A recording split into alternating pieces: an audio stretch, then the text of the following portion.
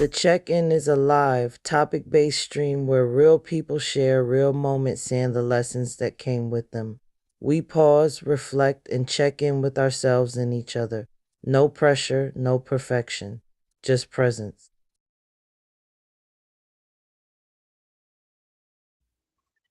Good evening, everyone. Good evening. Welcome to the check in. It's a Friday. Are y'all shocked to see me on the Friday? Now, as y'all know, and I told y'all last Sunday, the Friday check ins are going to be a little bit more rugged and raw than the regular check ins. I'm going to have different co hosts. We're going to talk about different topics. And so you got to keep an open mind. So, my guest co host tonight is Tim. Tim, say what's up. Let everybody know who you are, including your sign, whatever you want to share. And what's up, people? My name is Tim. I'm 50 years old. I'm from Philadelphia. I'm a Libra. How's everybody doing out Oh, there? yes, yes, yes. All right. So Talib says, greetings and salutations. May this day be in service to you. As usual, Smack said, cheer. The check in with Peach. Smack said, yes, surprise. Then she said, hey, Tim. What's up, baby?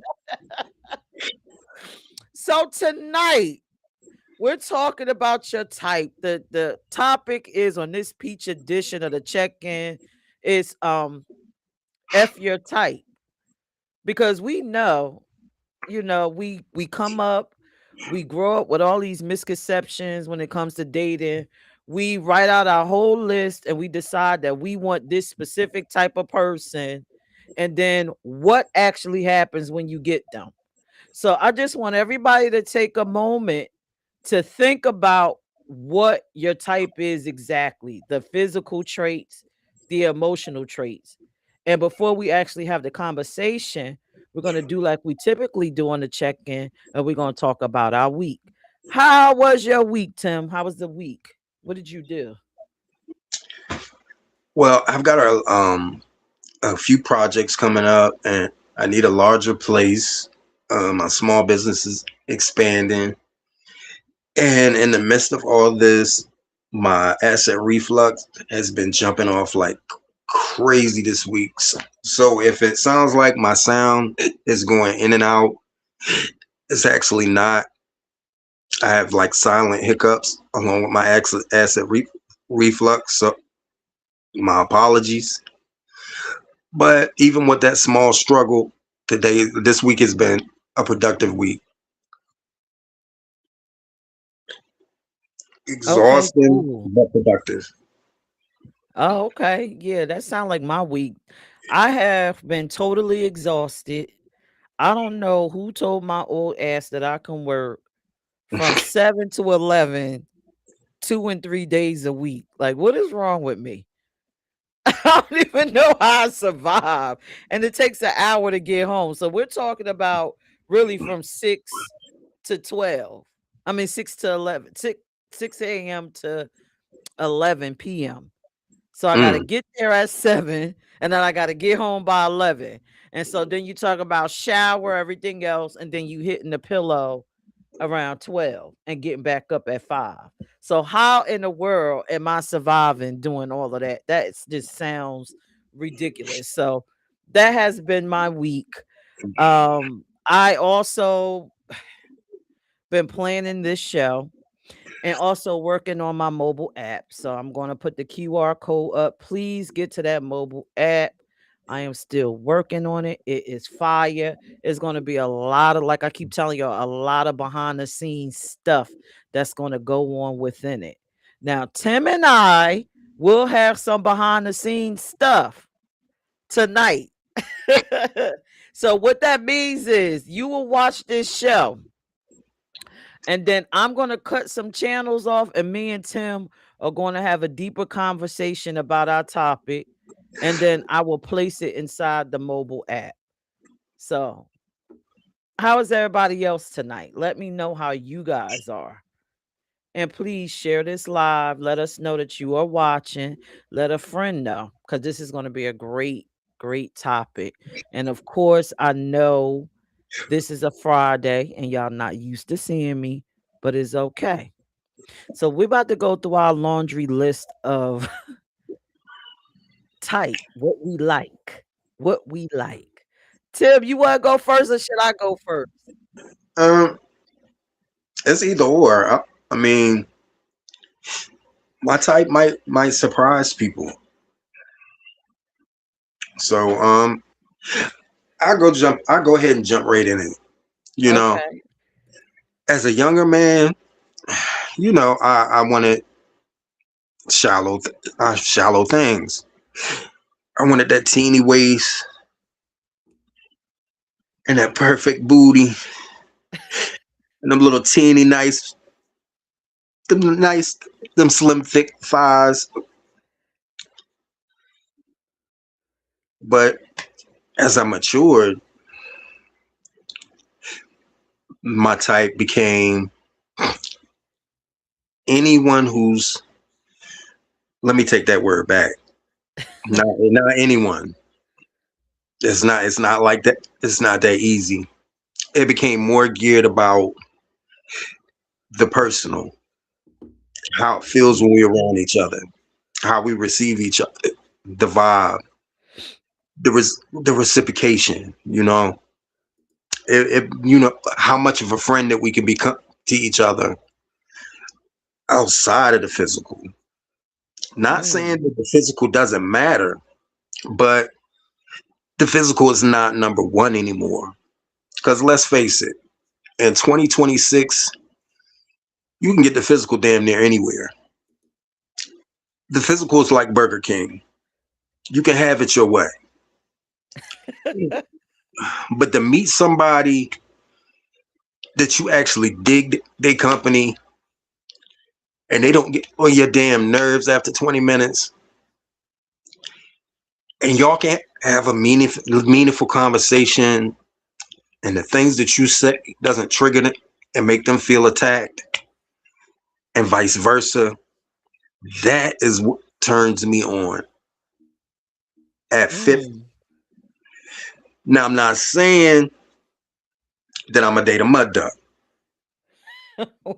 What's a mud duck? Tell me what a mud duck is. Everybody knows what a mud duck is. That person that you're dealing with, but you don't want to take them outside. Y'all only see each other in the house. That's a mud duck. Oh my God. My self-esteem won't allow me to do that. It's not just any and everybody, but I look more for quality. And I think that's something that's out the window in 2026. People want that bag. People want that bad body. People want somebody they can show up. That's my bit. You know what I'm saying? But nobody don't want that person that's gonna be there next to them.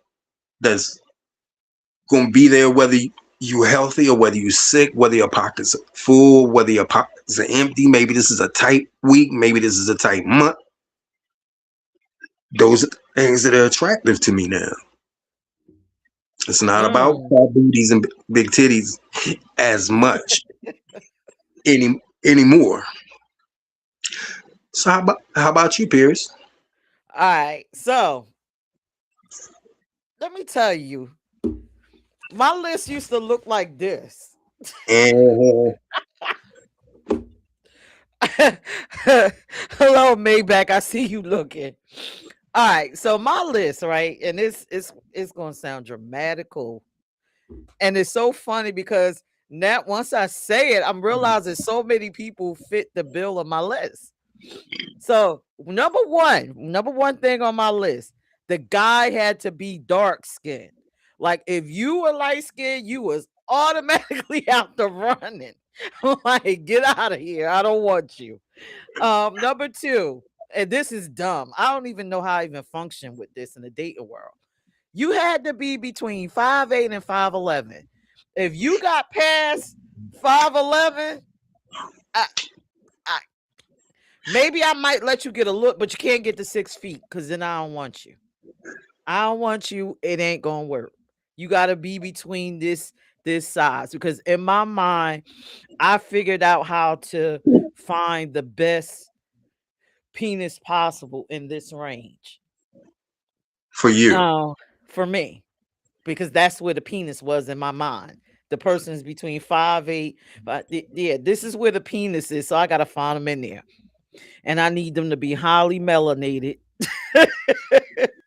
Number two, this is gonna sound obnoxious too, but I wanted the man to be good looking, even if he looked like a woman in the face.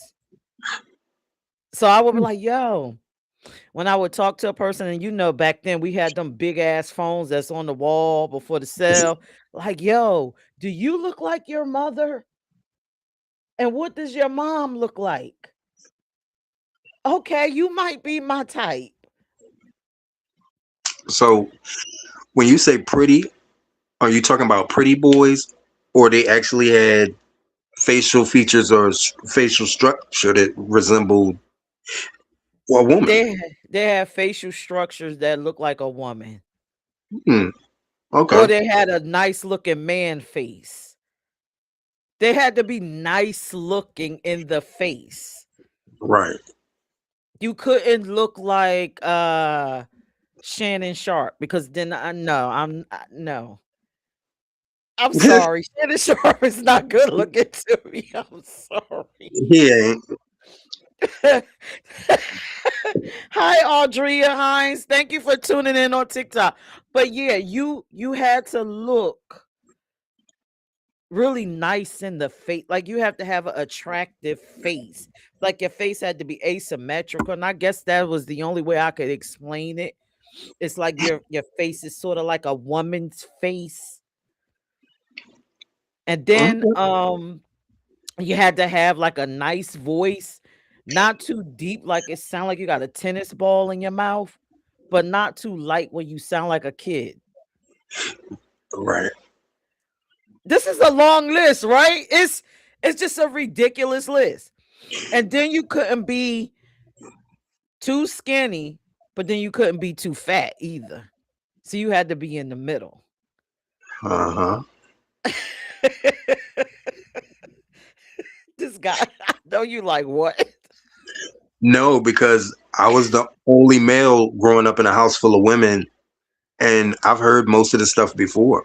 Like, Really? yeah, it's not for me. It's the things you say aren't unusual because I know how women can be. Smack said, how black? Listen, now when it comes to being melanated, I dated a guy that was the color of the crayon, black. So I didn't care how dark you got. So now when it came that's the physical of you. And this is gonna make you laugh, Tim. I needed them to be that height. So if it ever went down, we had to fight. I need to be able to get my hands around your neck. Bruh.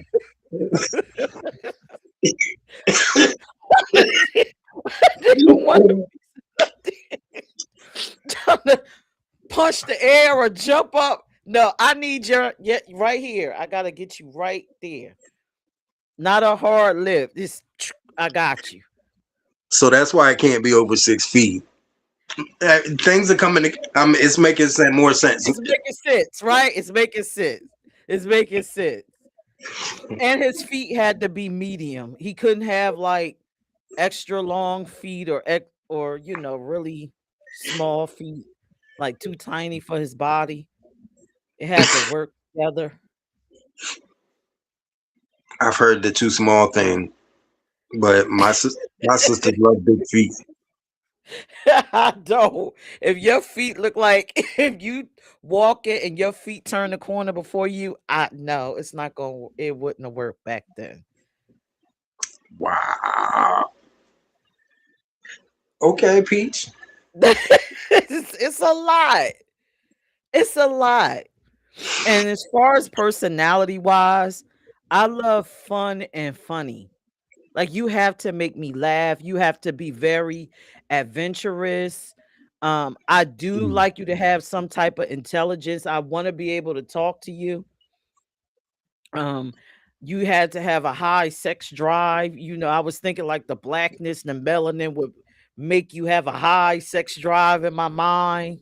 So if I get the melanin, not only am I getting the penis because that's where it is in that space, he's gonna have a high sex drive because he don't have to waste all that energy into having this tall ass body. He's good. So this is how my mind was thinking. Smack got me falling out in these comments.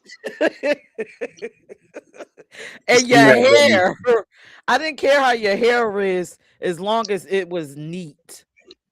Now, if your Okay. hair you had like raggedy dreads with two hanging on like Lil Wayne, I no, get away from me. Mm, And you need to know how to dress. mm. So that was my type. And I know, like I said, that was a long list. And when I did have that, I would struggle with actually getting a person because I'm going through I'm looking at them. Well, your mind is a computer back then. You just like, that's him. Damn. I know it went too many of those and everyone. No, it was quite a few. But now that Mm-hmm. I'm older, I Mm-hmm. don't have that preference. It's about your personality and your soul and your spirit. And Really? it can look different. Yes.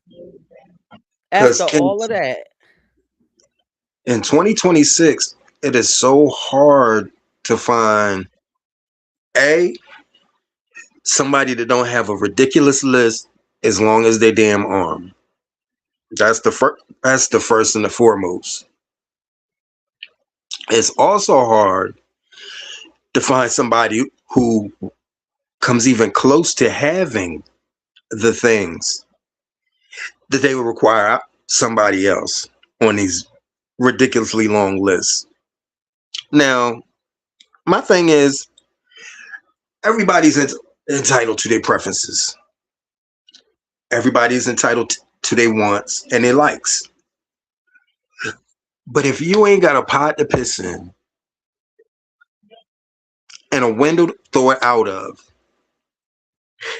how the hell do you validate saying that this man has to make X amount of money and being a doctor ain't enough? Like, explain that shit to me, please. What?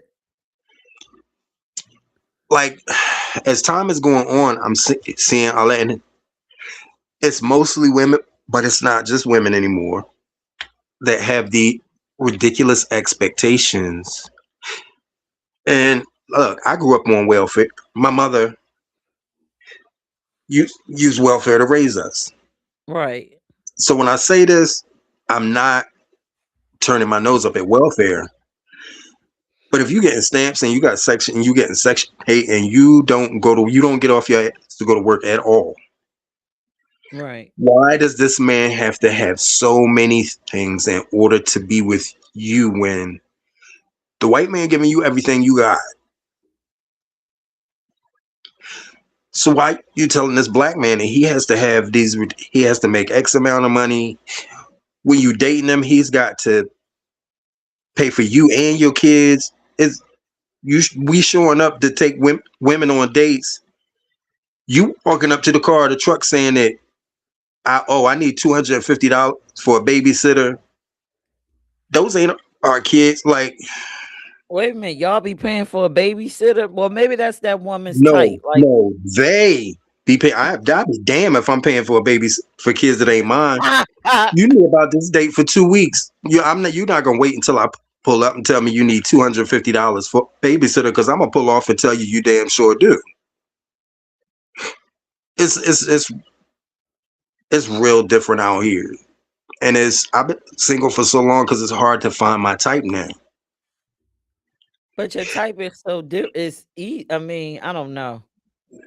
It I don't know. should be. In 1990, it was very easy.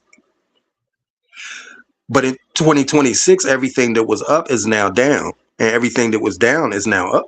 Everything that was right is now wrong. Everything that was wrong is now right.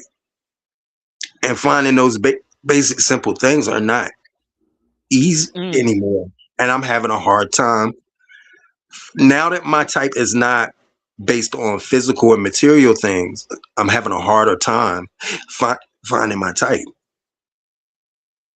You know what I'm mm, saying?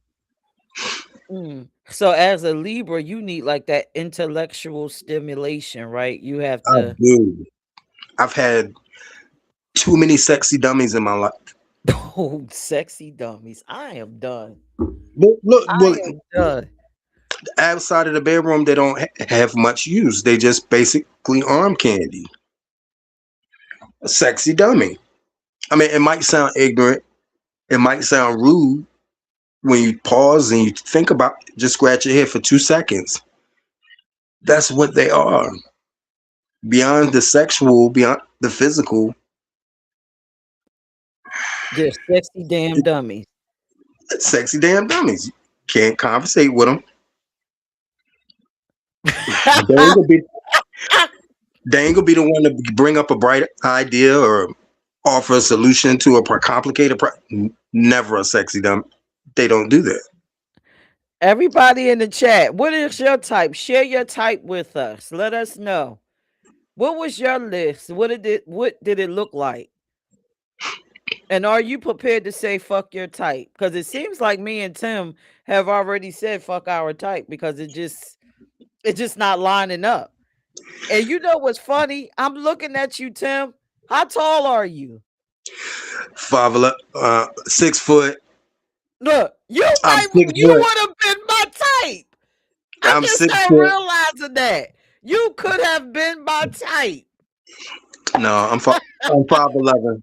That See? right there where your Yep. height requirement stops. Right in my right. Listen, right in my requirement. You're dark skinned, you 5'11". See, you would have been my type back then. Well, baby, I'm a lot of people's types. I they just be they don't be mine. Oh Lord. Why And Tim? people will love you and hate you for not being they for not reciprocating their feelings. It's like it said, like you put it bottom of the flyer. Everybody that you like is not gonna like you back. Right. And Right. a lot of people can't take when somebody they want doesn't want them back. And then instead of people being able to be mature enough to move on, people will hate and despise you for the rest of their damn life because you're not interested in them in the same way that they are you. Right. Right. Look, I've experienced a lot of that. Vonda said, I don't have a type, just not under 140. Do you realize how small 140 pounds is? Yeah, I don't think we want nobody that's gonna blow away on a windy day from smack. I'm with you on that one. I can't be the only one keeping somebody warm at night. You got to have enough to keep me a little warm too. 140 pounds. That's the size of a Ain't, teenager, right? it ain't no cushion for the pushing at 140. Yeah. 140, yeah. No, One heart uh flew out the window. So, all right. So on the check-in, we share stories, right? Do you Mm. have a story where you ran into your type and they didn't want you? And can you go inside yourself and say, don't tell me why they didn't want you. Tell me what it was about you that yourself that you noticed that wasn't right. Just going inside yourself. Because I know people can't go inside I don't and have to go inside. I got a story for you, and I can say her name because we're good friends now.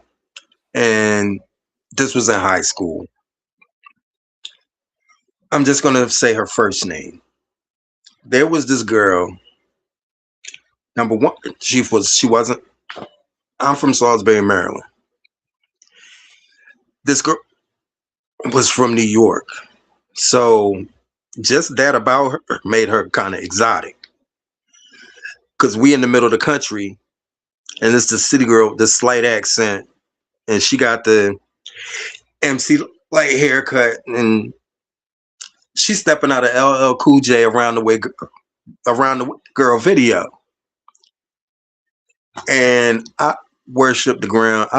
When I tell you I love that girl, look, Kwame. Until I met Malika,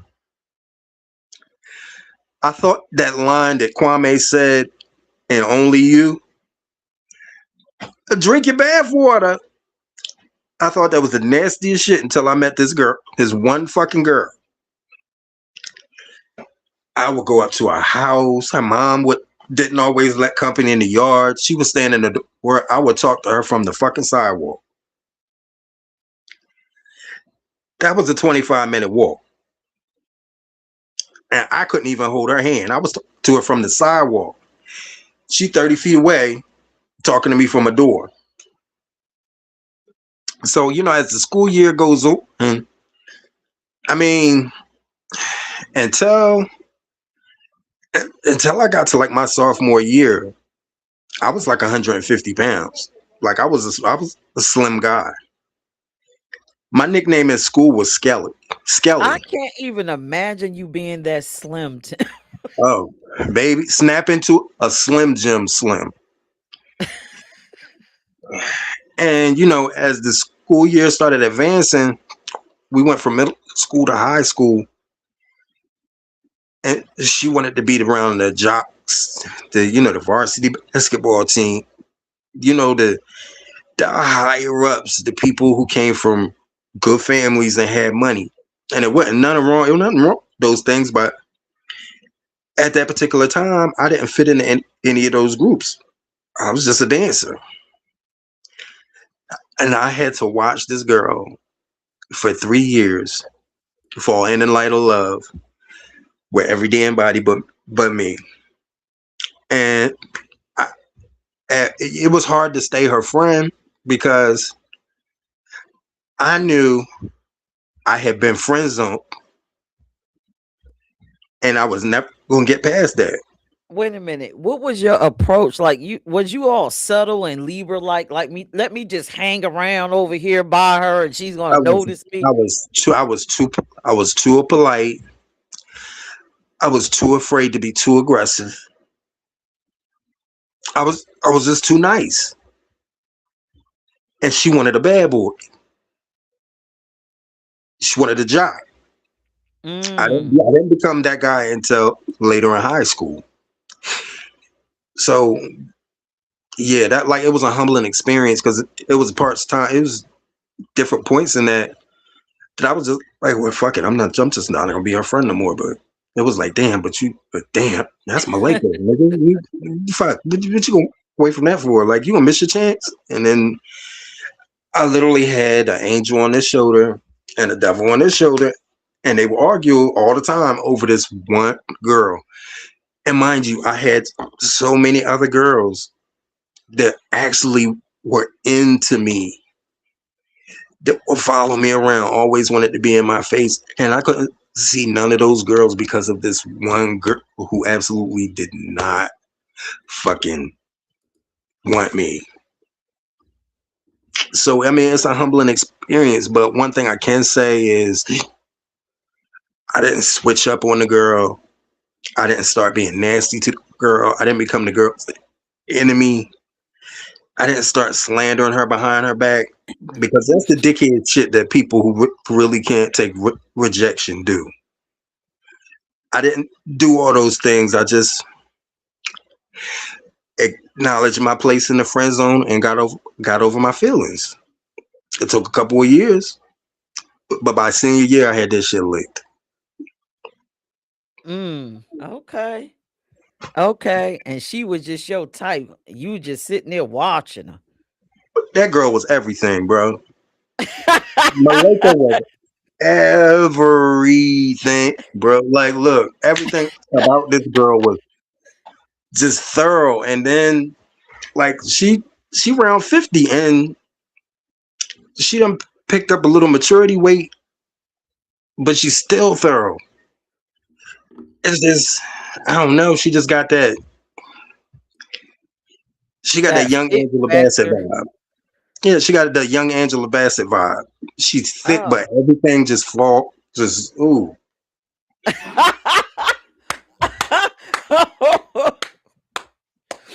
Oh my God. So yeah, yeah.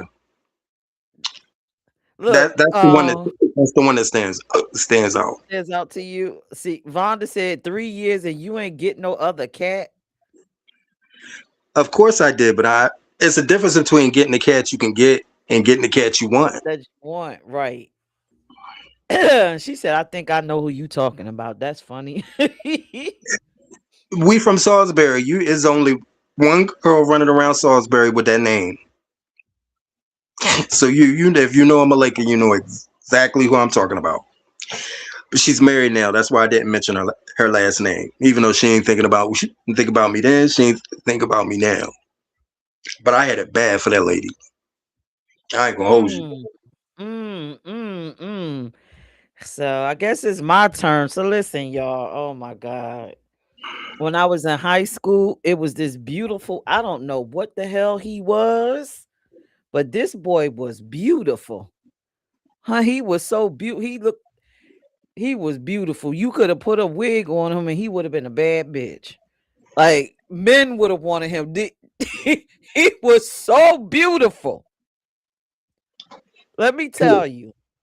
He was so beautiful that for a while I would just stare at him, but then eventually I said, let me just become his friend. And I started hanging with him. His name was Pooh. They called him Pooh. And baby, that man look out, he was just so beautiful. We just started hanging around, being friends, chilling all the time.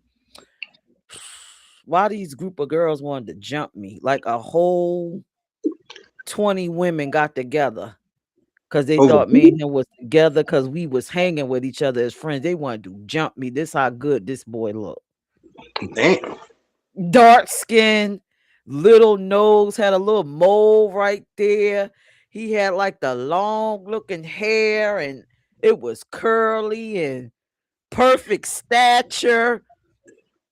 Honey, one of my friends saved me from getting jumped because I was going to get jumped over this boy.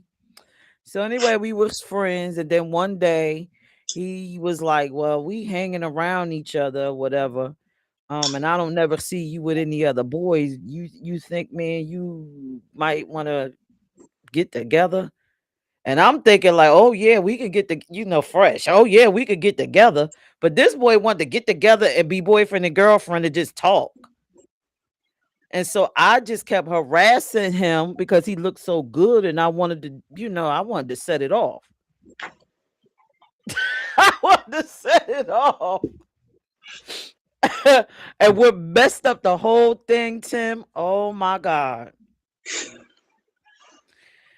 My worst nightmare happened. Remember how I delicately made my list? And because the person was supposed to be around this height and have this face and this amount of melanin, he was supposed to have this. He ended up having this.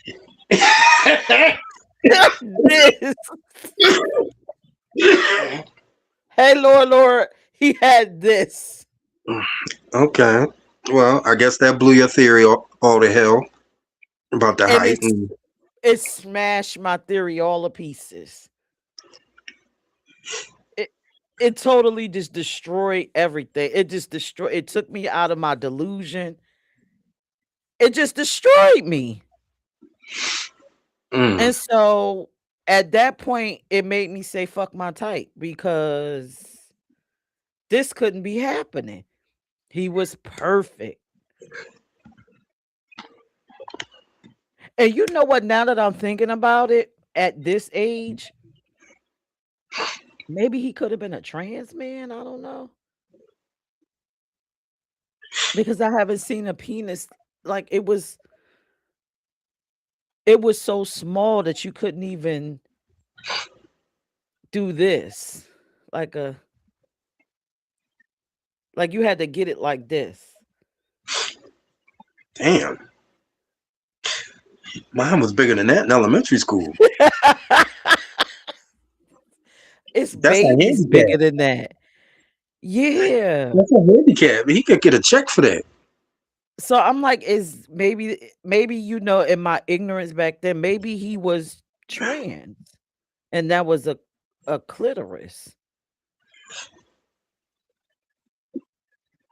But yeah, he destroyed my type. So How many years ago was that? this was at 17. Oh, that was a long, long time ago. Oh, Yeah, but you another. fully develop at 17. No, mine kept getting bigger till I was like 23. Okay, but wouldn't you have a normal, like a decent size if you was gonna have one at that age? Well, I had the length that I was gonna have for the rest of my life, but the girth didn't stop until, yeah, we all on TV, huh? Yes. Shout out to the Well, people on TikTok everywhere that's watching us. Hey, why Paul? How you doing? But like seriously, I that destroyed me. That made me he just destroyed all of my dreams of wow. having this beautiful man that was going to be dark skinned around that height, and it was going to be perfect. Like his penis was going to be perfect, and it wasn't.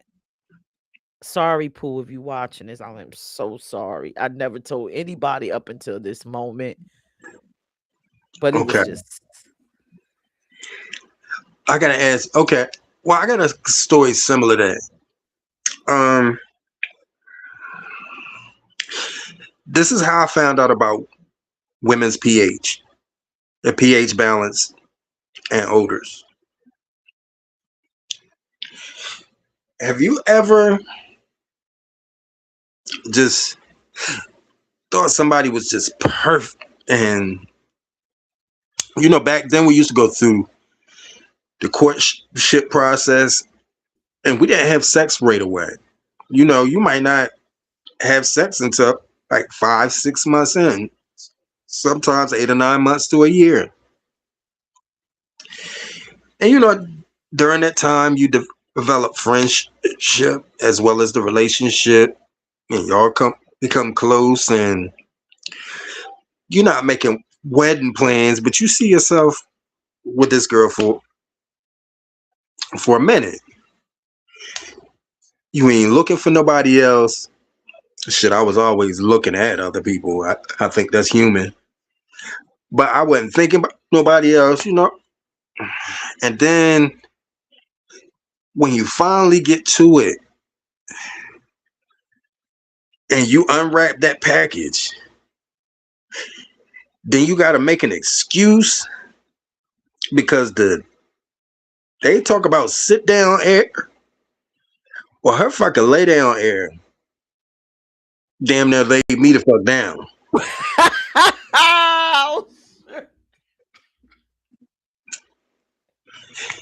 And I was like, maybe it was an unfresh day. What is an Maybe she unfresh wasn't day? ready. Maybe she hadn't took care of herself since 8 a.m. It was like, 8 or 9 o'clock, maybe it was just kind of tart. But then a couple weeks later, we tried it again. I fucking eyes started watering. I just had to sit on the edge of the bed. Like, Your eyes started watering. What yes. kind of And she thought I was getting ready to. She thought I was getting ready to cry, but I don't know. It just seemed like it was fumes coming out with the smell. You know how in the summertime you look at the blacktop, like the blacktop highway, and you can see them evaporation ripples coming. I swear. I started. Oh my gosh, what's going on? Like, when you don't put that much that time into a person, and Me and my friends talking about, who done ate pussy and who ain't. And I look, it took me 7 years after that before I finally put my tongue in something because I was convinced that every fucking pussy smelled like that. Baby, Wait a when minute. you What it smell smell like? What it smell like? Oh, it smell like garbage. dumpster juice. Oh my When god. they did- when they dump the dumpsters where all the juice and shit mixes at the bottom of the dumpster, that horrible smell. That shit was. And you gotta try to be nice so you don't hurt her feelings. You know, I guess I don't know. Mm-mm. She was eating all the wrong foods. She damn sure was. Earwax, earwax test. What's that? What's the earwax says? What's that? The Earwax in the earwax. pussy? Like why would you have earwax in your cuckoo? Why would the I ain't never, earwax be in there? I ain't never smelt no ear that smelt the fuck like that. Lord, Lord, salute. Amen. So you said so that's twice that your type let you down. One Yeah, ignored you, and then the other one had a fishy cootie. yeah. She just I don't know whether it's her hygiene wasn't good, but my aunt explained it to me like, you know how some girls can put on Tussie and you can't smell them, and then What? some girls put on Tussie and you can still smell them through all that Tussie, and they Tussie is armpits is deodorant. Deodorant, right. everybody. If you didn't But, know, this is but deodorant from the 80s and 90s for our and younger Tussie, viewers. Tussie was strong. That was the beginners. Even as little boys put Tussie on when they were first, when they first started to get musty because it went and burn your armpits. And my So Liv said, aunt was she a used drinker?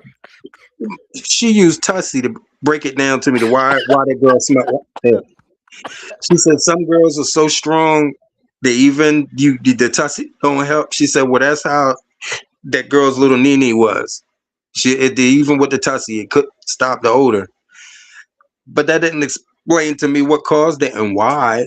And it wasn't until later on in school I learned about pH balance and the things that can go wrong. I didn't realize how hard it is to treat a smelly pussy.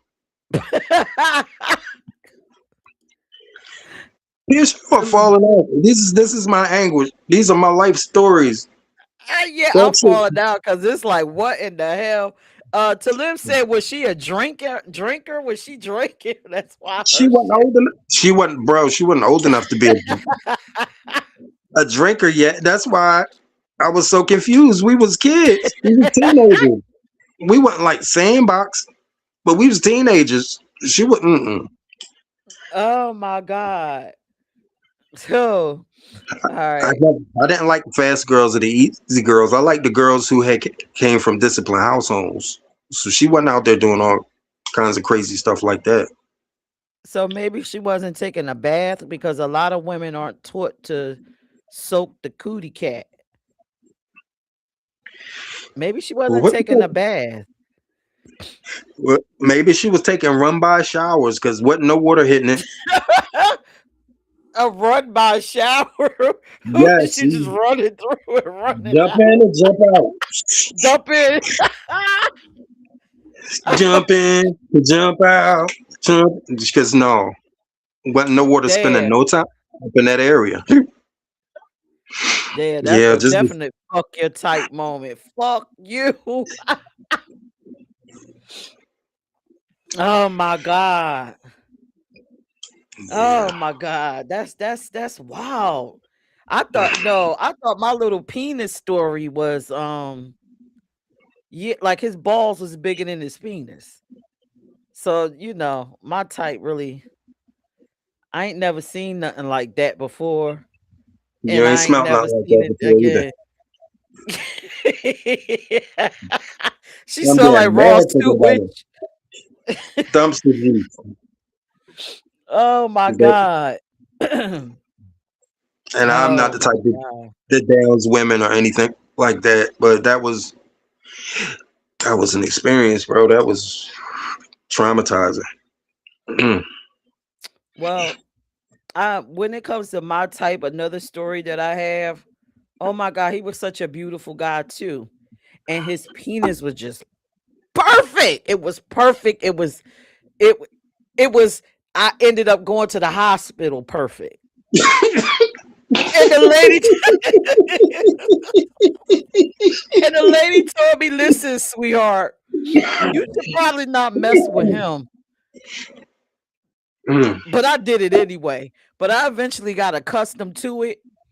But what screwed my type up is when the reality kicks in that number one, that this is all that you can like about him because he doesn't in his mind have a future, like he didn't have no future plans. I'm like, are you going to get a career? What are what are you trying to do? I even went and asked his mom for his birth certificate. Like, yo, can I get his birth certificate, social security card so he can get a job? Like he need a job. He wasn't trying, huh? But then what blew me all the way off, Tim, and this is gonna make you laugh. And this is why I said fuck the Super Bowl, right? I came over during the Super Bowl, and this man told me to go home because I had the wrong colors on. Yeah. I think it was the Bulls playing Not in the Super somebody. Bowl. I The mean, Bulls. no, not the Super Bowl. I'm sorry, not the Super Bowl. The what is it? The one with the basketball tournament. What is it called? I don't know shit about The sports. playoffs, the NBA The finals. playoffs. Yeah. See, I don't know shit about sports, but No, I see. he had the bull. It was the Bulls, and he was for the Bulls. And Red, then it black, was the trace of white. I don't know who it was, and I had the colors on of the team that he was for the Bulls. I had the other team's colors on. Now I innocently did that. Now you heard me. I don't know shit. I just said the Super Bowl was the playoffs. I don't know. And he kicked me out. Yeah, okay. Let me try to explain it to you. It's like if you watch General Hospital and somebody come in the house talking about the Young and the Restless. You don't want to hear this. You don't watch the fucking Young and the Restless if you watch But General I Hospital. You wasn't don't I wanna hear wasn't shit. talking about anything. I just happened to come over and have the opposing team's colors on. It's like wearing a Schwarzkopf, a shirt with a Schwarzkopf on it to A swastika. a Black Unity Day event. You walk up there in there with a Schwarzkopf and there's Black Unity Day and everybody got on red, black, and green, and you look like Hitler. That's the equivalent of what you did, sweetheart. You Come on. He no, just clean threw me out. He was yeah, like, listen, you could either leave or you could take that off and put one of my shirts on. And I'm like, how you dare ain't you? understand. If You I ain't take my understand. clothes off, then I'm doing something else. And you're doing it too. And he told me to shut up and no, you go lay down. You could put this t-shirt on and lay down.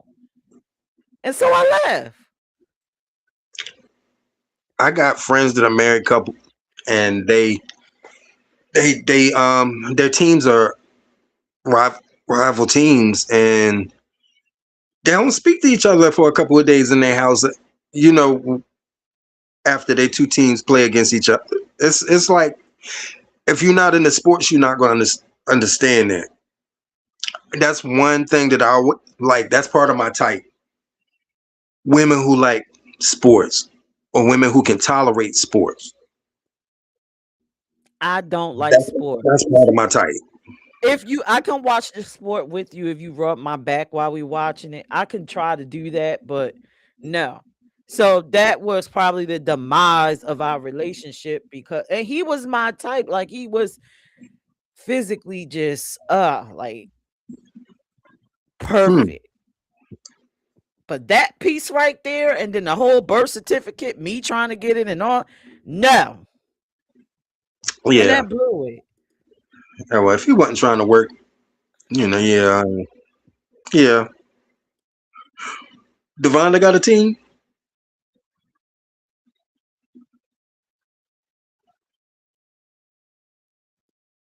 But yeah, so that was my type. Now let's talk about our toxic traits within these relationships. You know what I'm saying? Because we could actually meet our type, but what is it about us that make our type not want to deal with us? Let's say, I don't want to be with you. Can you go within yourself? And even the people watching, can you go on yourself when you're around your type? How did you fuck it up with them? What was it about you? She said Eagles. What is your toxic trait, Tim? Tim the Libra. Let me find out. Oh, I'm just balanced. I'm just perfect.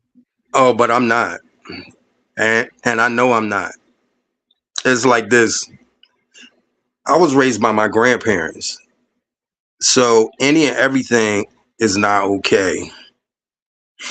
You know what I'm saying? There's some things that I'm not down with, and I'm not gonna be down with, and I'll comp I'll compromise you on most things. I'll meet you halfway on most things, but it's certain things that I'm not gonna compromise with you with. You're not putting anything in my butt, not your tongue, not your fingers. Damn sure not nothing you gonna hold in your hand. You can't. I don't give a damn how much I care about you. You're not putting nothing in my butt. No, no. Damn it, no. You fuck your ring, fuck your marriage, fuck it all. You're not putting nothing in my butt. I don't give a dick. I'm not sharing you with nobody. We not swinging. We not going to no parties. We ain't doing no orgies. No. Damn it, no, no. Damn it, no. We know. We not doing that. Hold on. I can't pour no wine in your butt and just suck it out. No. Hell no. Hell no. No, no. That's not what it's for. Not my butt. I might suck some wine out of your butt. We've been together, not no stranger, but you wifey. We've been together for 10 years. We on one night. Nah, I ain't sucking it out your butt. Between your cheeks, yeah. But they be talking about eating cookies out people. No, I ain't eating no cookie out your ass now, no. No. Maybach said facts. Never compromise who you are for other people. Personal gain. Big Libra gang. We the best. No DJ Khaled. Right. I mean, I know that I'm stern, but one thing about a Libra is we are willing to compromise and meet you halfway as long as it's not giving up our, long as it's not breaking our moral set. Not as long as it's not dipping into something that we feel is a low in order to make you happy. I'll work with you. We'll find a compromise. But damn it, just like women say, no means no. But where's the compromise of somebody pouring something in your butt so they can pour it on the side of your butt cheek? My God. And that's the compromise. You crazy. You better pour it down and catch it before it run off. That's the compromise. Cause nope. Oh No. my God. No. Nope. Oh my God. So you just too stern. That is your toxic trait. While your potential type probably just might say, you know what, Tim, I can't do this. You Cause just too I'm not doing what's popular. I'm not doing what's trend. I'm not doing it just because that's what your girlfriend doing with her husband. If it makes me uncomfortable, we not doing that shit. Now, no. Now I have sex outside in a heartbeat. I'll have sex in public. Long as we ain't going to jail, hell yeah. Wait till the sun down, go down, go out to the park. We ain't no light. Have sex on the hood of the car. Have sex on the trunk. Yes, I'm all for it. Just Go to don't the touch beach, your ass. get in the water, go to the beach. Shit. There's been times where we go to the beach and it's full, and we just go out to about far enough for the water to come up to my chest, lift her up, wrap her legs around me, and we just, we appear to be just enjoying each other's company. We out there in the ocean getting down. So I'm not a pop. You know what I'm saying? It's things that I do to keep it spicy and to shake it up. I love adventure, but if it's something that I don't see, we not doing it. And I'm gonna respect you when I sling some crazy shit at you, and you say, "Well, no, Daddy, we not doing it." Then I might give you the gas face. I might ask you 2 or 3 more times, but I'm gonna respect your decision because I'm not gonna do nothing to make me unhappy. So I don't want you to do anything to make you unhappy. I think that's the compromise that keeps balance in relationship. Okay. Okay. Vonda said, "Yo, I'm dying. I know that's right. Don't touch my ass." Y'all crazy. I don't think that's an unusual request. I mean, we as people have a lot of us have a completely different rag exclusively for our ass. I know I do. So you ain't gonna go. No, you fuck around, get something on your face, on your tongue. I mean, I'm not nasty dude, but shit, I might have just had a moment before I came to bed. Now you look like Willy Wonka and Charlie and the Chocolate. You don't no, you can't kiss me. You can't kiss me now. Oh, No, wait a minute. She got to wait a couple days before she could kiss you. might have to just dip that face in Listerine because Listerine kills the odor. They cause bad breath. Oh my God. So no ass touching. Y'all That's crazy. it. You got a whole rest of my body to play with. Whole rest of my body to play with. And don't try to put no cock ring on me either. I'm terrified of those things. Oh my God. I just have this terror that I'm not gonna be able to get my balls out of it.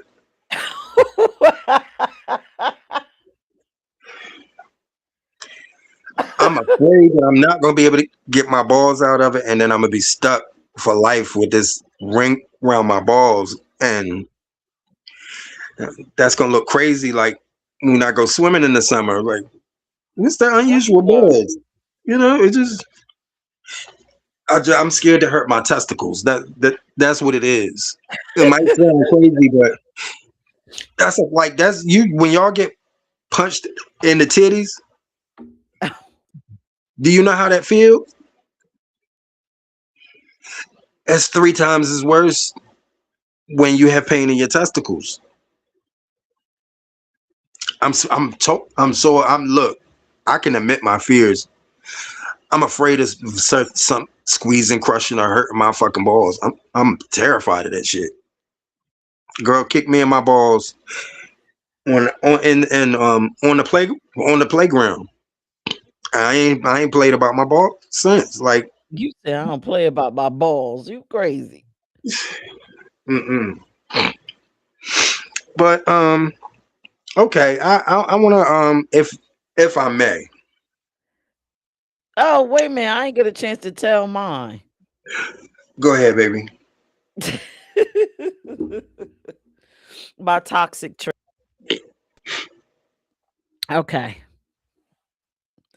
You're gonna be shocked. Tim been knowing me for a little bit. One of my toxic traits is I'll be in a relationship and I used to just disappear and then come back. For how long? I I left. I was married and I disappeared for like 2 months. And they came back. Was there any questions asked, or it's like, hey, babe, mwah. I just check out. And they were just cool with that? And then I'll come back and the guy be like, or either they'll come looking for me. Like the guy I told you with the whole playoff thing. I disappeared on him and one day he was knocking on my bedroom window. Mm, I guess he was looking in there to see if anybody was in there, but no, I just disappeared. mm. That's one of my toxic traits. I'll just get up and disappear on you. Damn, Peach, that's a hell of one. You just go And I MIA and just yeah, you like just pack go. my kids up. Even I was married, I packed my kids up and I disappeared for the summer. And then And I they just came be cool back. with it. And they No, be they cool don't be with it. cool. They just like, what happened? And it doesn't be because I want to be elsewhere. It's just I gotta take a break. Like, okay, I just gotta pack up and get the hell up out of this for a minute. So if you know that you have these spells where you need breaks, why do you get into why at that time did you get into commitment situations when you knew eventually you're gonna be like, well, look, I'm gonna go ahead and disappear for 2 months, and it wasn't like a small part of you that knew that they wasn't gonna accept it.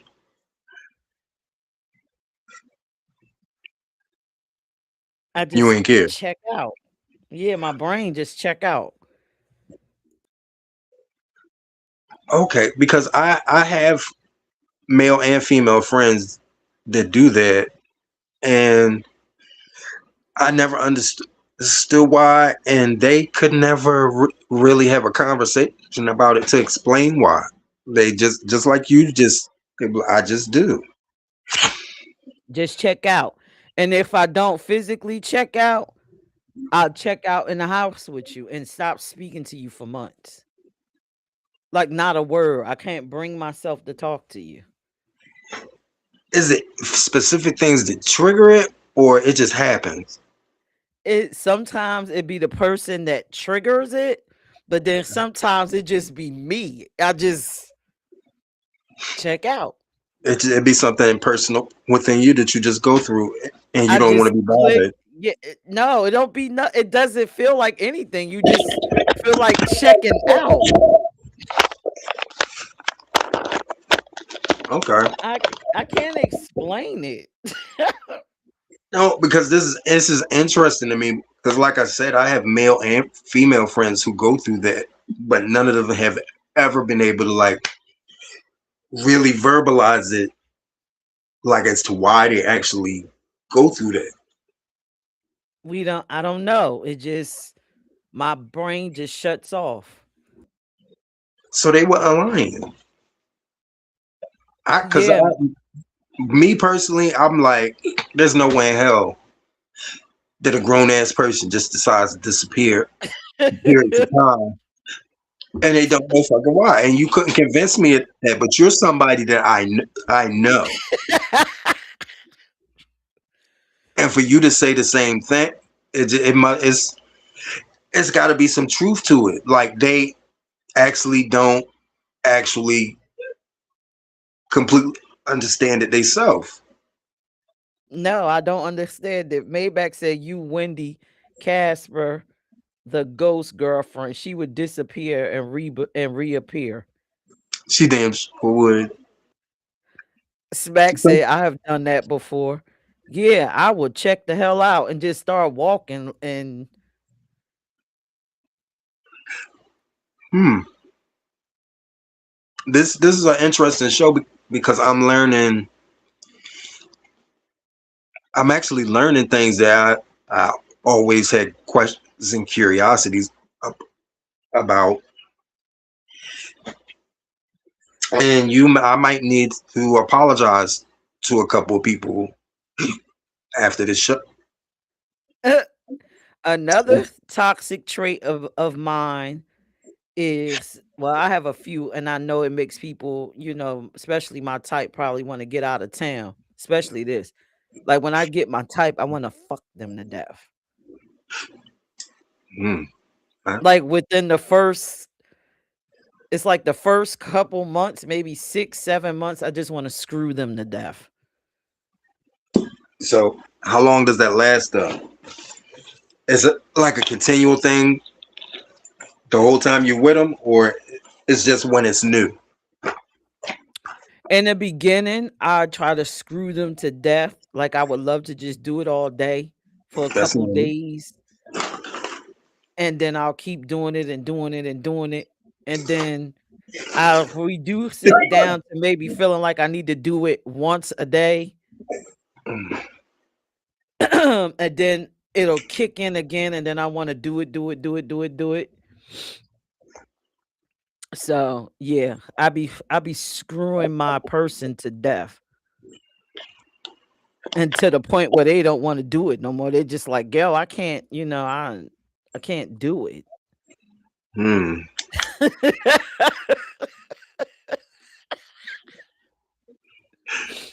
Well, that's new. I've never ever experienced somebody making me not want to have sex. Oh yeah, it'll be like I have picked it up and did this. Mm. The only time I ever felt that way is when the sex wasn't really that good. Oh, it was good. They just couldn't breathe no more. They just be. What? I don't know, because honestly, I haven't had that kind of sex since I was in my 30s, because I have a tendency to date 10 years older or 10 years younger. That's not like a set thing, but that's where I fall. And a lot of people in that age group aren't really having sex like that Mm, from 40 to 60. no, well, you know what's funny? I was just about to say my mother is just like me, and my mom is calling, but I'm not going to answer the phone. So she must have wanted to testify for herself. But no, my family, She watching the show? she probably is. But see, I look, wanted to no, chime in I'll be screwing my people, my person to death. Like my type, I try to screw their whole world out, and then they just be like, "Okay, you gotta stop. Like we gotta come on, pull it together. We gotta do something else other than this."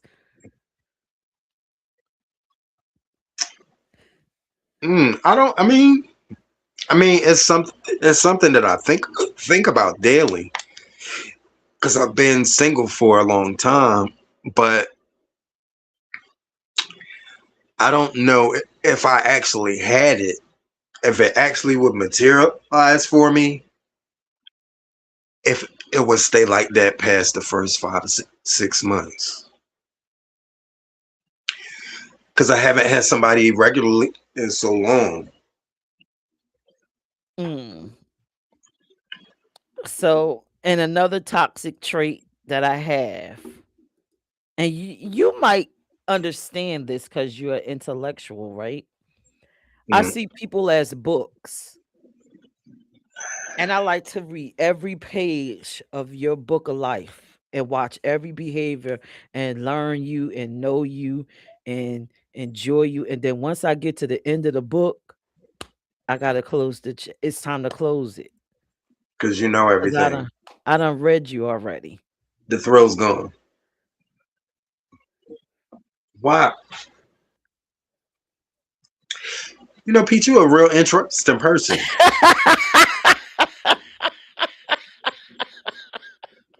You are, but you're not the type of interesting that has a question mark behind it. I actually understand a lot of the stuff that you are saying, and you have me thinking about things that I don't think I would have thought about if we hadn't had this conversation. And you're also making me realize that I have a few more toxic traits. Um, I'm gonna be honest. I've been good to a lot of people, and a lot of people have really taken advantage of. Taken my kindness for weakness over the years. So I'm not as kind, and I'm not as giving, and I'm not as willing to spoil people from the get go anymore. And the beginning with me can be kind of, how can I put it? The beginning with me, a lot of people don't know what I'm thinking, and they don't know how to feel because they don't get a lot of emotion out of me. But that's because I'm still in the observation process. If that makes sense. That's so Libra of you. Right. So a lot of people aren't confident enough to proceed when they aren't 100% sure that I'm just as invested as they are. And a lot of people are used to something loud or something overly aggressive. And mine is real subtle in the beginning because I'm just peeping in the room and I observe everything. So the first couple of months I'm around you, I'm just, a lot of people learn through conversation. I learn from watching your actions. And until I'm comfortable with what I've gathered, I'm not the I'm not cold, I'm not distant, but you don't see a lot of emotions to build a conclusion off of. And my intention is not toxic, but people take that as a toxic trait because they're confused. They don't know whether I'm really interested. No, I'm gonna go ahead and say that. They don't know if I'm interested. They don't know if I'm just there just to observe. I don't know what it is that they feel, but they don't feel the connection, even though sometimes there is a connection.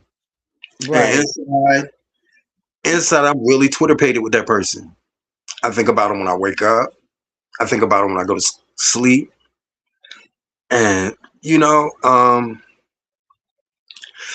but outwardly they can't see that right away. So even though my intention isn't toxic, the effect of my actions is toxic because it kind of leaves a person in the dark for a little while.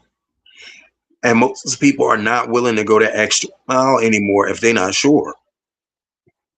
And in a time where everybody plays games, I I understand that. Where my intentions are the most pure out of any man that you would meet, my intentions are always pure and genuine. But people can't see it because there's no emotion attached to it right away.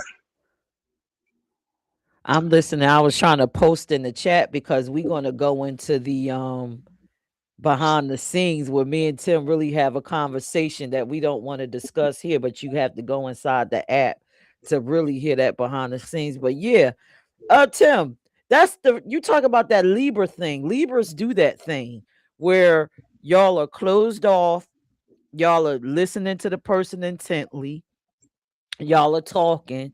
The person is kind of confused because you don't show no emotion. And the person's like, okay, well, what is going on? Do they like me? Where's the emotion? So Right, it takes for that person to be very confident and say, well, you know what? I know they like me. I don't give a shit. They don't show me. Well, you like me. You have to be like that kind of a strong person to weather it. And then eventually the Libra will show you right. And how when they we feel show you, slowly. right, when we finally show you, we roll out the red carpet. You know what I'm saying? But you got to get there. You got to get there, and people are not willing to go that extra, put that extra effort in when they're not sure. Also, I'm very stern on red flags. And when people have less boundaries, or people are more of a part of the anything goes culture that's going on out here now, they don't understand people with boundaries and set moral, and they feel judged because you're not into the same things that they're into, or you're not as laid back about this, you haven't experienced this, and you're not interested in experiencing this. Now all of a sudden you're judging them when you ain't said a word other than I'm not into that, that doesn't entertain me, that's not my set, those aren't the type of things that I like to do. I get told a lot that I think I'm better. I think that I think I'm better than a lot of people,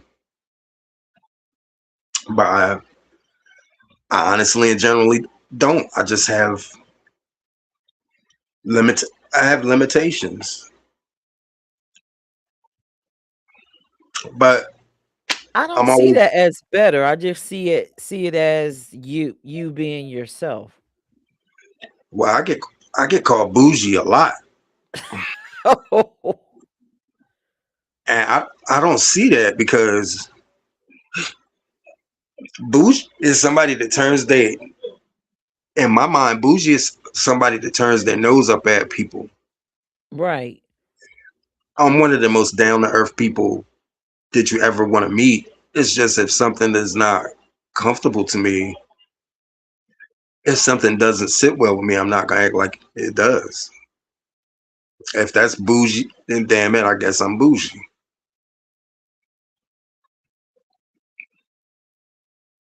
Hey, y'all, share y'all toxic traits in the comments. What's your toxic trait that stops your type from liking you and maybe say fuck you? Cause I know I got a few. Another one for me, uh, when I'm with my type, I'm probably overly clingy. Like I want to be under them. I want to be around them. I want to do everything with them. I like to be like their best friend. We like freaking frat.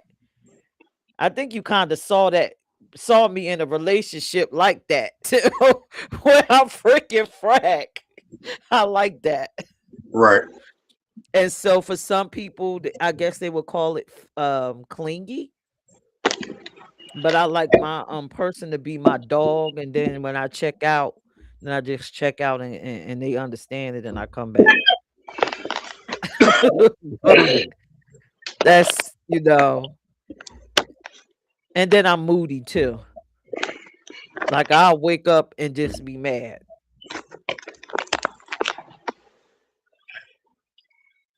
And the person Okay. gotta see that I'm mad. Oh, I wake up extra happy. And the person gotta understand I'm extra happy and they gotta be happy. Or I might wake up quiet and then the person gotta understand that I'm quiet today. I'm an introverted extrovert. A ambivert. Thank you. And that confuses people because when it's just the two of us, they're my entire world, and I don't mind that. Unless a person is overly clingy, I'm with it. I'm with all the cuddles. I'm with all the wrestling. I'm with all the playing and taking baths and shower together.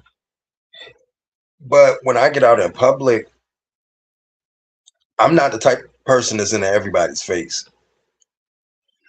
But I have a personality that draws people to me. And when people get used to you spoiling them and giving them your attention 100% of the time, the first couple of times they go out in public, they don't take it too well that I'm not overly friendly, but I'm a friendly person. I don't walk up to people, but people gravitate towards me.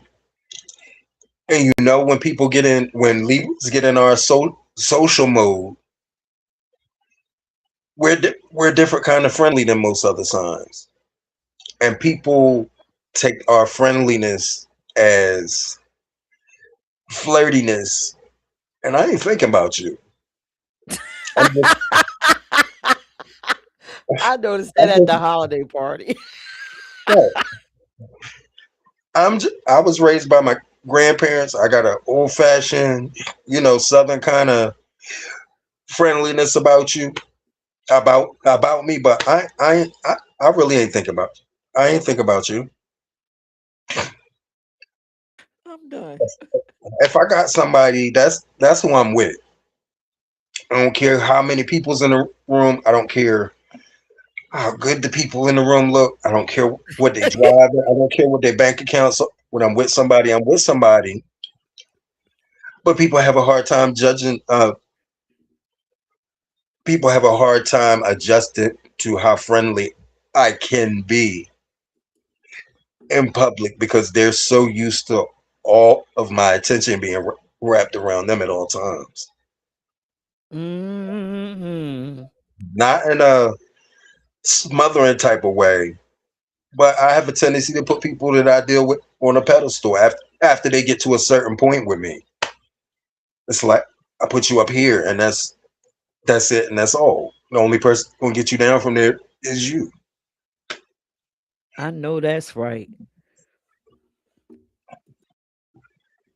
You know what? What you just said made me think about another one of my toxic traits that my best friend always tells me. She said, "Girl, you be putting people on this pedestal and you just be loving on them. And the next thing you know, you take that motherfucking red carpet and snatch it out from underneath them, and they falling down to the floor. And they don't know what the hell's going They on. don't know what the hell. You done snatched the carpet."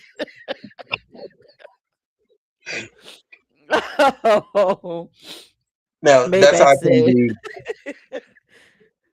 let me read the That's how comment. He said, "Facts, they think Libras be humping around like Bobby Brown." and we don't. We be so focused on who we with that it's crazy. So why not display that? Why be toxic and hide it? We don't. Like that's only in the beginning. That's only during the observation process.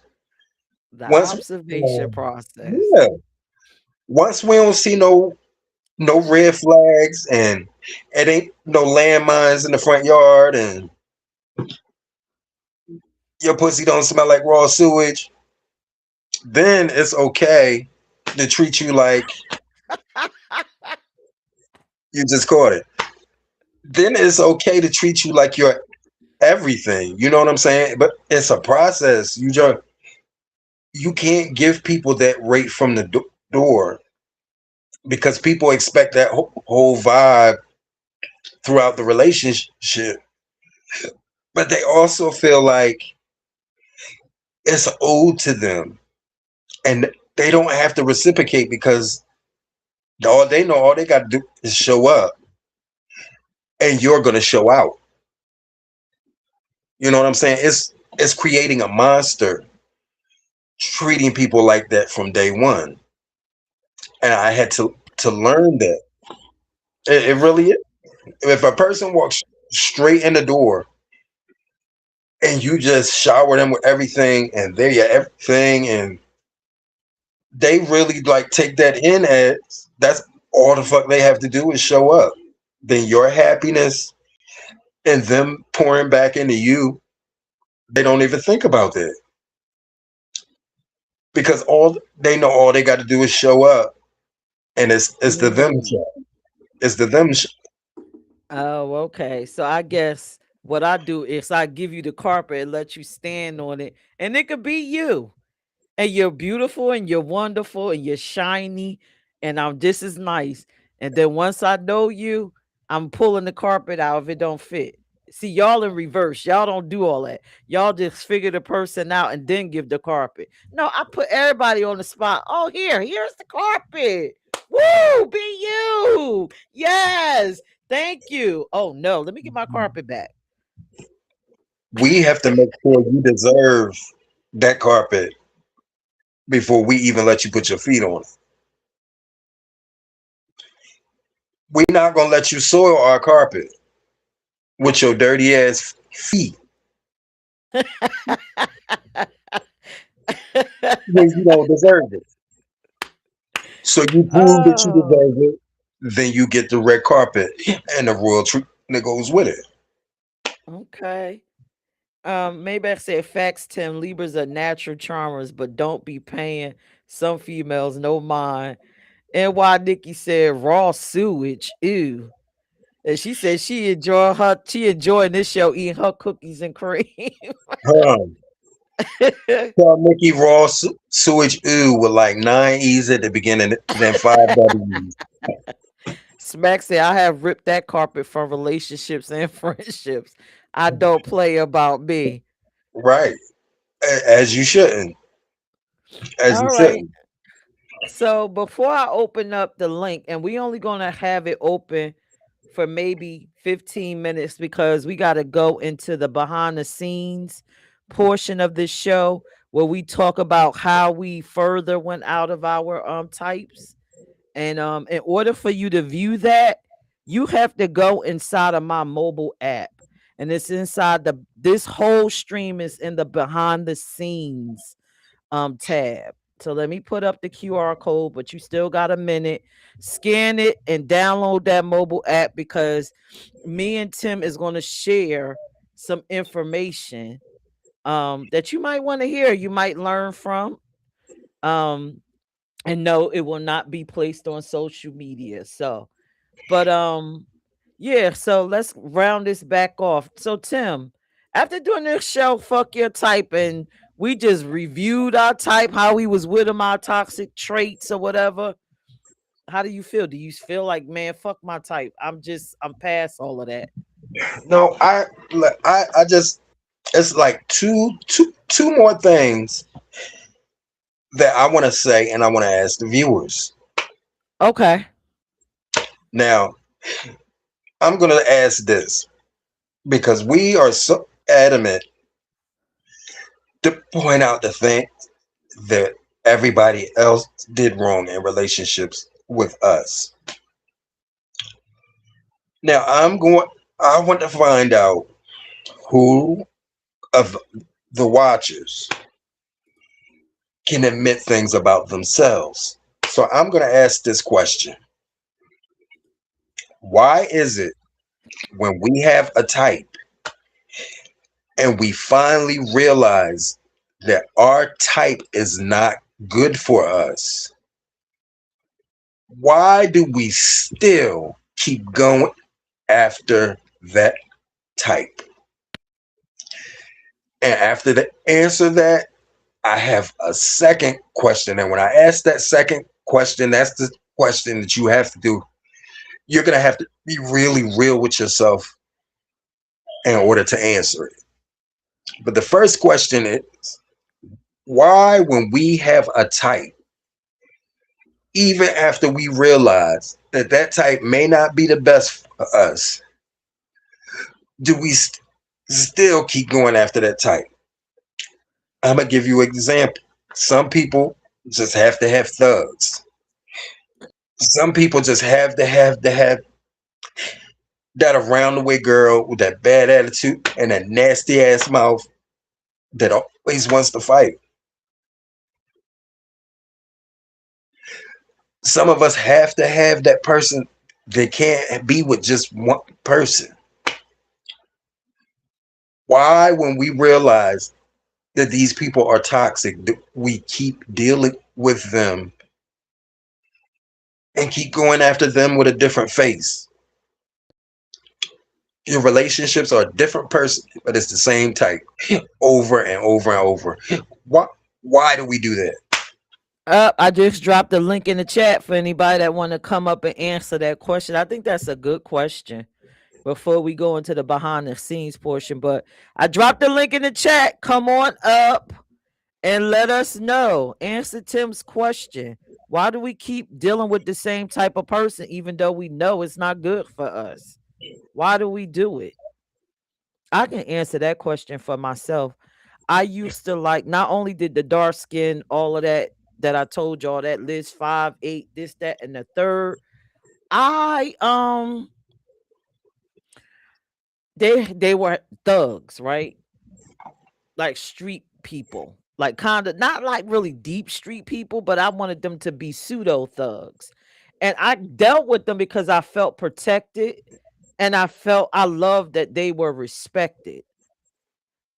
That's why I kept doing it. But then after a while, I'm like, well, why does that matter when we're adults? Like, that just doesn't. Once Right, you grow up and you get in a career and stuff, who cares about this person being a thug or, you know, you needed to be protected in the area that you lived in or whatever, because then you move out of all of that. So I know that was my reasoning. Link is in the chat. What's up, Maybach? What's up? What's up? What's going on, Tim? Salute what's to you, up, bro? brother. I want to answer his question, right? I'm gonna say this. I dealt with a female, right, that was cheating. I was with her for 6.5 years. I told Peach this story. I knew she was cheating, and I just was naive, and I stayed with her, right? Till finally, when it was really a wrap, it's because I knew my worth. You know what I mean? Um, I matured by then. You know what I'm saying? My mindset was totally different. So I feel like a lot of the times is when the person knows their worth, they're not gonna deal and put up with a certain type of person. As you say, you know the person's not good for you, but you still stay. I'll say that. Second of all, um, I can agree with you with some of the things that you were saying. You were October Libra? I'm a September Libra. Okay, September Libra. Okay. Well, I'm an October Libra. I would say that like you said, a lot of people will assume that we're very flirtatious when it's just in our nature. You know That's what all. I'm saying? To be natural charmers. A lot of it is just conversation that somebody, because we deep people. So we might be having a deep conversation with someone and they think that we're trying to get at them and holler, but what we're really trying to do is get to know the person. So an outsider will think that we're flirtatious. That's why I put humping around like Bobby Brown. And if people actually take the time to get to know people instead of assuming and thinking that you know somebody, surface level means nothing at all. At You know what all. I'm saying? Like get to know somebody's spirit and then pass your judgment. So I get pissed off at that, but that's a whole nother subject for another day. And then the last thing, what was the last thing I wanted to say? I forgot what was the last thing, but I'll just land my plane on that. Okay, brother.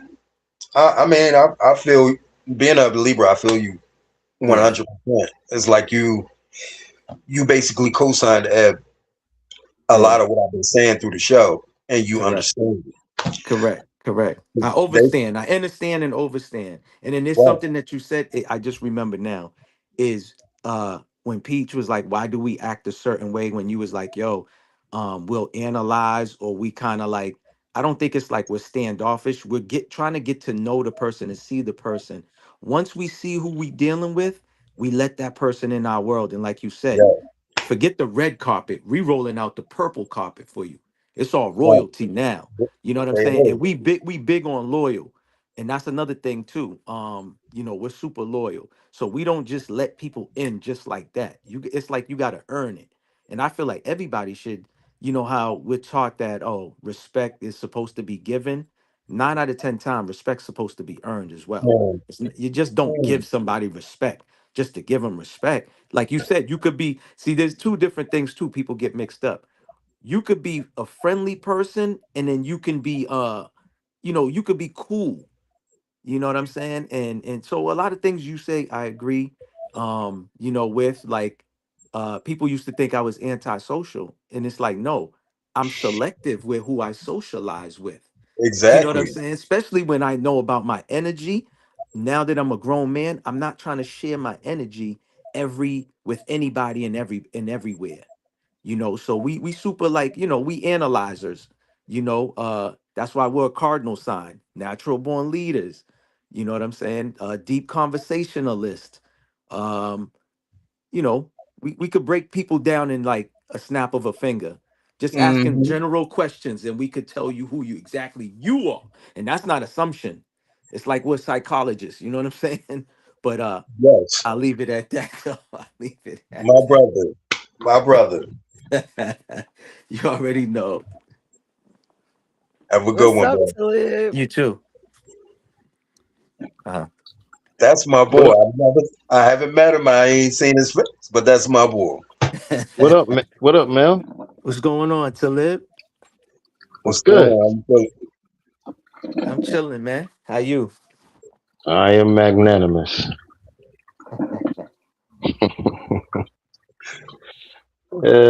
I was listening to the show. Hey, Tim, that was I really enjoyed your perspective on things. I felt like that was a good share and very enjoyable. Thank you for Thank sharing. you. Thank you. If I just say 3 words and somebody gets something out of it, this mission accomplished, bro. It's mission Awesome. accomplished. Uh, I was going to answer your question. Go ahead. Maybe, but maybe Peach might tell me it's too. She she don't want me to get too sciencey. She don't like it. But I'm the science guy, so She, I'll tell you that people are doing things like that. One is because you're using conscious willpower to try to change something, which on the whole scape of the mind represents a very small portion of your internal doings. right. So what I mean by that is that you have you Tim. You're a very intelligent man, so I'm completely confident you're familiar with homeostasis, right? Yes. Yeah. So our body wants to stay the same. That's essentially what homeostasis means, to stay the same, right? And that's how our heart regulates. That's how our body can do all these wonderful things, right? But we don't realize that your subconscious mind has a homeostasis. And that homeostasis, when it gets familiar, it doesn't recognize the way we recognize good, something is good for us or bad for us. It sees things as unknown and known, familiar and unfamiliar. So if you are familiarize yourself and know, and your body has accustomed to dealing in a particular type of state, that's what it's going to go for. So a lot of times it's hard to break those relationships, and you keep running in the same person. Even if you go date a different person, you'll see they have the same attributes as the last relationship, because it's a homeostasis of your body. It's something you have conditioned yourself to believe about relationships. So it doesn't matter how much you consciously, like, Maybach know about, like, with smoking cigarettes and stuff, or any and that stuff. It's something that triggered in your mind. That's why you stop. But when you just tell yourself you're going to stop, or try to will yourself to stop, everything in the world jumps up in front of you to not make it possible, right? And that's why people have a hard time. That's why they keep ending up in bad relationships. But that's all I wanted to say. Just answer that. No, that was good. Tim, your phone done broke out. I guess his phone probably died, but he'll be back. But again, I want everybody to download this app because there's some stuff that me and Tim is going to discuss, and it's going to be in the behind the scenes tab inside the app. And I think you'll really enjoy it. Again, this topic is fuck your type. Fuck your type. Try something different because I know my type hasn't necessarily worked out for me. Again, you heard what I said. You heard what Tim said. We tried to deal with them, and then it was something about them that just turned us completely off. But I'm Mhm. sure, just like many of you, I'm sure Talib and Maybach, y'all probably had similar experiences where your type just wasn't Correct. working for you. And so you tried something different and it probably worked. But I Yeah. love what Talib said, yo. That was great. The homeostasis part, because I was wondering why I kept going into circles of picking people that's just actually love bombing me. Like, is there something wrong? I like narcissists or something. So, but Mm. Maybach, you was about to say something. I do. I think I like narcissists for some reason. I attract them a lot. What I was gonna Mm. say is, once I like dropped that the title that looking for my type, you know what I'm saying? Things has worked out better. You know what I'm saying? Again, we kind of talked about it and touched up on it about the expectation, putting expectations on people, whether it's a friendship or a relationship. Once I threw those out the window, you know what I'm saying, and just like go into these things like freely, it's worked out much better than me assuming, oh man, Peach is gonna be this way. Oh man, Talib's a good, he's a cool dude. He's this type of guy. You know what I'm saying? And then when those expectations, I guess, doesn't get met, now I'm like disappointed. So what I'm trying to say is I don't put that out there no more. I just take people how they come too. And everybody's energy. That's another thing too. You know what I'm saying? And I used to be real naive, so that's why like when I said I dealt with somebody for 6.5 years, I just thought that, okay, damn, this person got a lot of good in them. Yeah, they doing this that's bad, but they got good. I just thought something would change. You know what I'm saying? And it's just like, nah, what I should have did is just, okay, this person already showed me multiple times who they are. Why, you know what I'm saying? That's why I said once I know what I wanted, what I'm worth, I didn't want to deal with that. It's just like, why put up with that? It's just like women who deal with certain type of men who might, put hands on them. And you're looking at them like, so how many times he's black in your eye and you still with him? You know what I mean? It just doesn't.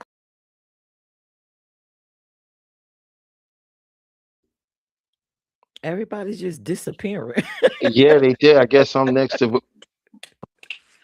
I'm just kidding. I'm just kidding. My fault, y'all. Can y'all hear me? I said the Yeah, aliens picking people Okay. up. not Nah, yet. Not yet. go ahead. No, Oh, you finished. yeah, I agree. I agree with you, man. Mel, I agree with everything you're saying, man. I mean, I think that's really great and wonderful that you were able to come to that realization. I find that a lot of the reason people are saying this type because this type is going to complete them. See, they name attributes that they feel is supposed to complete the image that they've created for themselves. Mm-hmm. You Mm-hmm. see what I'm saying? But Mm-hmm. these images are false. They're illusions. They're a hologram. They're not real. So Correct. what happens? People usually get in relationships. They don't realize it. A lot of them, you get in relationships because your sexuality is developed in your first 8 years of life, and it comes from your mother and father. And if you Mm-hmm. had and that father could be a father figure. It could be an uncle. It could be you know what I'm saying? The Mm-hmm. father figure. If you had a father figure that held you, that interacted with you, you're going to be more sexually inclined to touch and to be involved and to show physical, emotional feelings. Right? If you was raised by your mother, you're going to be less likely to want to engage in that. See, we're not so black and white, and that's where we get it confused. Right? We are a collection of data over years. Like I could never really know you that your life is in record for you. No one's been around you 24 seventh of your entire existence. Only you. Mm-hmm. You Correct. see what I'm saying? Mm-hmm. So people get it in their head that this person is going to come along and it's going to complete this image. But that's Mm-hmm. a false image because they created the image to say if I become this image, then I will be worthy and complete. Because the way I wasn't. That's not good enough, right? So all of this comes from what? A sense of not being good enough, Mm-hmm. not being worthy. That's why you said when you stepped into yourself, right? Realize, hey, I got value. That meant the people around you had to have value. All right. Yep. When you stopped judging yourself, what happened? You stopped Judging judging others. others. Correct. Y- Our whole interaction with the world is a self reflection of our internal states. Mm. Every person we run into is a reflection of some belief we hold. And we can either acknowledge it and make a change to change that belief, or we could reinforce it by agreeing with it. The beautiful thing is, you get to choose. Correct. And I'm gonna be quiet. But that's the thing, man. No, I that feel was like dope. yeah, I feel like once people know, they have knowledge of self, knowledge of oneself, things start to change, you know. I'm a firm believer of that. Same way I'm a firm believer of, you speak things into life. You know what I mean? You speak things into existence. You speak positive. You know what I'm saying? And And think then, about this, yo. I'm so glad you said that, Mel, because I didn't mean to cut you off. nah, I'm you not good. usually a You good. person to Nah, cut you good. You people off. good. You good. You good. But when you Uh, said something that really resonated, it's called organic language. mhm. Okay? That's what it's called. When you're using self talk relating to the body and relating, you see, and here's a prime example that gets on my nerve. You're a pain in my ass. Yeah. Yeah. I can't stomach that. Yeah. Yeah. You wearing me out. Yeah. You make me sick. You Uh-huh. make me sick. Correct. Go F yourself. Like this language, bro, it's Yeah. toxic to the body because listen, I'm gonna give you this is a little game, okay? Check this out. Your brain and the mind are not the same. The mind is like around the body, okay? Mhm. It's like around, it's not here, okay? The brain is in the body, right? So you have a mind, a brain, and a body. So when the brain can't handle something, it puts it off to the mind. When the mind can't handle it, it puts it in the body. Mhm. Now, how many people been walking around speaking their own illness over themselves, just Mhm. jokingly? Mhm. This gonna kill me, Mhm. Correct. Correct. Correct. right? Our language is so, and what it is that we've intellectualized it, you rationalize it, right? So you always speaking your worst demise all the time, like, but making perfect sense out of it. Correct. But how often are you speaking the words out of what you desire? Correct. Correct. You said it last time. Because I seen that same video about the water when you was talking about the water. One water they put like negative frequency to it, and in the other water they left it there or they spoke positive things to it, and you know what I mean. That's our body, you know, and it's the truth. We got fluid inside of us. You know what I'm saying? So see, and I was telling Peach this the other day too about like I grew up hearing manifestation, right? Um, but didn't know what it was or the meaning of it the whole time. You know what I'm saying? And until I got older and, read up on it, and it's like, oh, okay. So I can manifest the life that I want to live by just speaking it into existence, writing it down. Affirmations. I tell myself affirmations every morning. I wish a lot of people did that. Because again, they wouldn't be looking outside of self for happiness. You know what I mean? Or love. It's like, yo, Right. it all starts with you. Everything starts and ends with you. Before, like you said, why am I seeking it from some outside of me? You know what I mean? Why am I seeking joy outside of myself? Why am I seeking happiness outside of myself? Love outside of myself? You know what I mean? Everything starts with me. And if I'm not feeling it and I'm not doing it, how can I expect somebody else to give it to me? You know what I mean? Or like it, I don't know. But I'll just land it there. Tim is back now. No, you was right on point with that, Mel. This is what I was saying. I don't know if you heard my answer to what you was asking earlier, Tim, when you had asked the question about why do we keep getting into the same situations over and over again. Hmm. I I had an didn't. My answer phone to was that. out. Oh, My okay. phone was out. I'll give you the answer again. It's because you was remember I was saying about homeostasis. Yes. Okay, we have a homeostasis of the mind as well.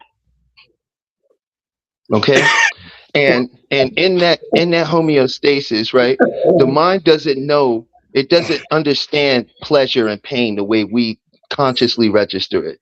It registers things as familiar, unfamiliar, known, unknown. See, so a bad relationship can become a part of your homeostasis because it becomes familiar. Getting out of it becomes an unknown. You see what I'm saying? Now you trying to give your mind a suggestion, but the conscious part of your mind is only 12% of the whole unconscious mind power shit going on in your head. Okay, this is why they do what even on high levels they sit down. Look at Navy SEALs. Look at Green Berets. What do they teach them? They teach them how to sit down, meditate, how to slow down their breathing. Because when you slow down your breathing, what happens?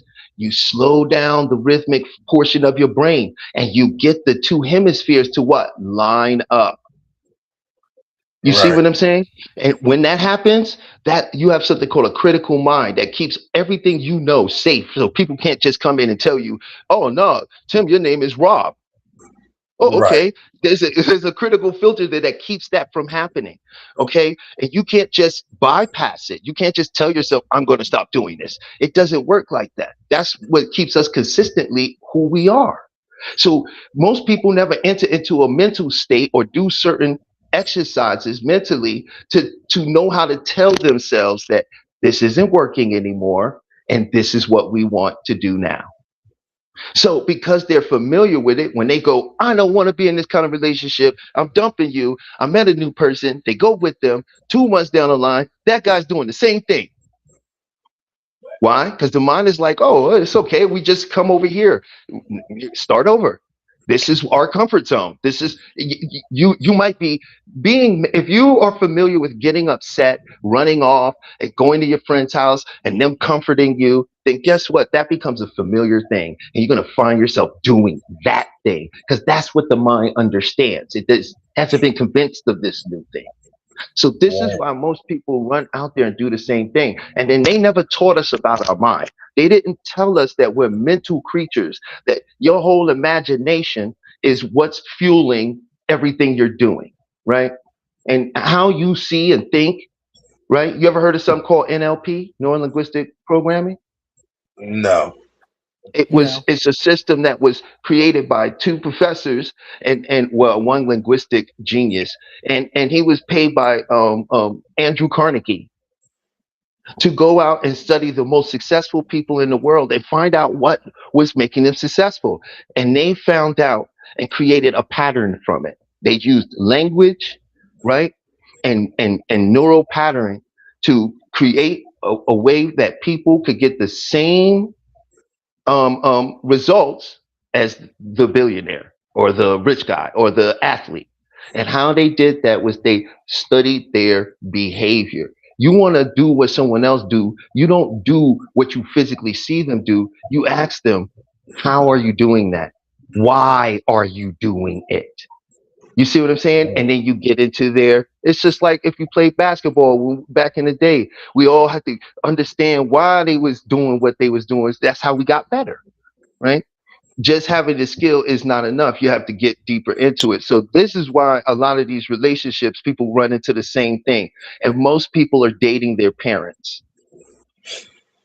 Mm. Okay, Well, to live.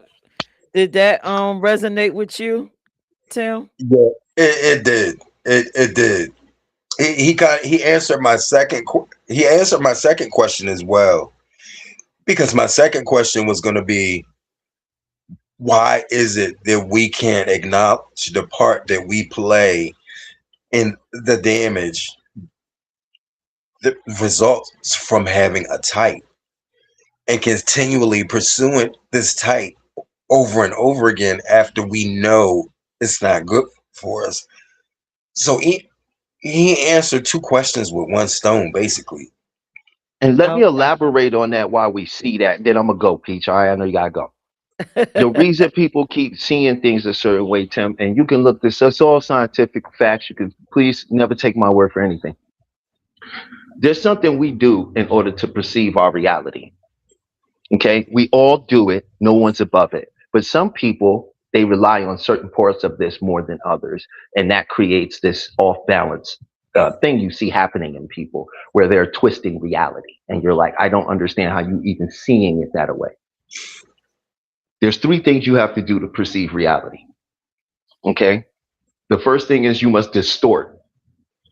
We distort based on our feelings, beliefs, experiences. Okay, then we delete, meaning we omit all the other information that might contradict that information, and then we generalize. We associate it to all of it.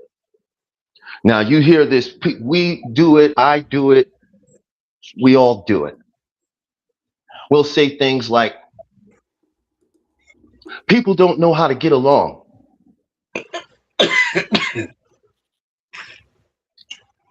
There are no good women out there.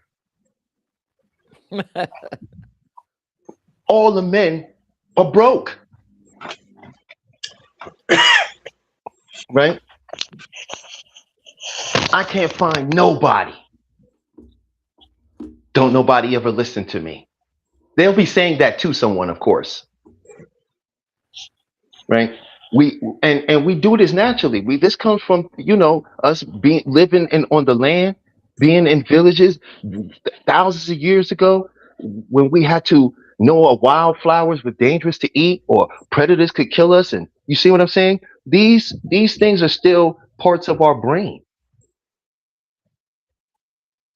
You see what I'm saying? So this is why you can get into an argument. And if you've ever been in a bad relationship, either you've done it or you've experienced it, to where you'll be telling somebody something like what they just did, and they'll be telling you they didn't say something when they just said it. Like, you just said it. No, I didn't. I never said that. They literally just deleted that from their head because it doesn't support their argument. And that's the most frustrating feeling in the world, when you know that they just said. When you're like, come on, why can't we just have an honest dialogue here? Then guess what? What you have to begin to realize is, oh my God, they are having an honest dialogue. In their mind, they have totally deleted. And when you start to realize that, you'll take a deep breath and step back. And whenever you're in a serious conversation with somebody going off, all you have to do to change the tone is slow down, inflect downward on the end of all your words, and watch what happens.